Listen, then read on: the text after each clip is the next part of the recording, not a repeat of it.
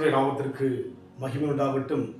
நேற்று நாம் தியானித்த வண்ணமாக என் ஆத்துமா தேவனுக்குள் காத்திருக்கிறது.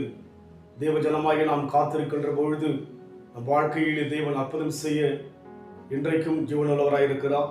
இந்த வழியிலும் கூட நாம் தியானிக்கும்படியாக ஆகமம் எழுதின தீர்க்கதரிசன புத்தகம் 3ஆம் அதிகாரம் 18ஆம் வசனம், நான் கர்த்தருக்குள் மகிழ்ச்சியாய் இருப்பேன், என் ரட்சிப்பின் தேவனுக்குள் களி கூறுவேன் என்று சொல்லி இந்த தீர்க்கதரிசியாகிய ஆகமம் சொல்வதை பார்க்க முடிகிறது.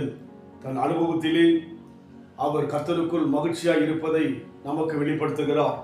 எந்த சூழ்நிலையில் அவர் மகிழ்ச்சியாய் இருக்கிறார் என்று பார்க்கும்போது அதற்கு முன்னிருக்கிற வசனம், அத்திமரம் துளிர் விடாமல் போனாலும், திராட்சை செடிகளில் பழம் உண்டாகாமல் போனாலும், ஒலிவ மரத்தில் பலன் அற்று போனாலும், வயல்கள் தானியத்தை விளைவியாமல் போனாலும், கிடையில் ஆட்டு மந்தைகள் முதலற்று போனாலும், தொழுவத்திலே மாடுகள் இல்லாமல் போனாலும், எல்லாமே அவருக்கு எதிரடையாக இருக்கின்றது.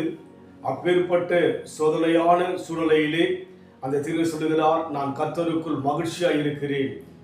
நெகேமியாவில் பார்க்கிறோம், கர்த்தருக்குள் மகிழ்ச்சியாய் இருப்பதே உங்களுடைய பலன் என்று சொல்லி நம் வாழ்க்கையிலே எப்பேற்பட்ட சோதனை வந்தாலும் கூட தேவனை யோசிக்கும் போது, யோபின் வாழ்க்கையிலே எல்லாவற்றையும் எழுந்தபோது அவர் சொல்கிறார், என் மீட்பர் உயிரோடு கூட இருக்கிறார் என்று சொல்லி, அதுபோல் நம் வாழ்க்கையிலே தேவன் உயிராய் இருக்கிறபடியினாலே, வாக்கு கொடுத்தவர் வாக்கு மாறாத தேவனாய் இருக்கின்றபடியினாலே நாம் தேவனை சிந்திக்கும் போதெல்லாம் மகிழ்ச்சியோடு கூட இருக்க வேண்டும். காரணம், நாம் தேவன் ஜெபத்தை கேட்கிறவர், காண்கிறவர், ஏற்ற வேளையிலே நம்மை உயர்த்துகிற தேவனாக இருக்கிறபடினாலே நம் வாழ்க்கையில் கூட கர்த்தருக்குள் மகிழ்ச்சியாக இருப்போம், தேவனுக்குள் களி கூறுவோம். உண்மையாகவே அதன் முடிவு வெற்றியை கொடுக்கும். ஆரம்பம் அற்பமாக இருந்தாலும் அனுதினமும் கர்த்தருக்குள் மகிழ்ச்சியாக இருப்போம் என்று சொன்னால் முடிவு சமணமாக இருக்கும். அந்த அனுபவத்தில் போக தேவன் எதிர்பார்க்கிறார். அந்த அனுபவத்தில் போக நம்ம இப்ப கொடுப்போம். சின்னம் சிறு வயதில் என்னை குறித்து விட்டார், தூரம் போயினும் கண்டு கொண்டார். சின்னம் சிறு வயதில் என்னை குறித்து விட்டார், தூரம் போயினும் கண்டு கொண்டார். என்னை நம்பியவர் தந்த பொறுப்பதனை அவர் வரும் வரை காத்துக் கொள்வேன். ஆனந்தமே பரமானந்தமே, இது மாபெரும் பாக்கியமே. இந்த பாரடத்தின் சொந்தக்காரர் எந்த உள்ளத்தில் சொந்தமானார்.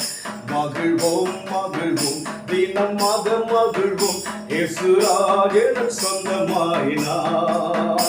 இந்த பாரடத்தின் சொந்தக்காரர் எந்த உள்ளத்தில் சொந்தமானார்.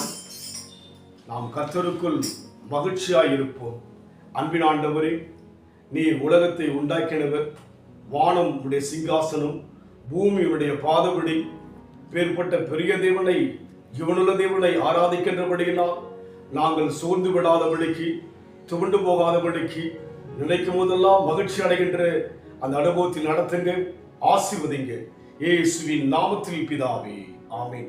கர்த்தர் ஆசீர்வதிப்பாராக. God bless.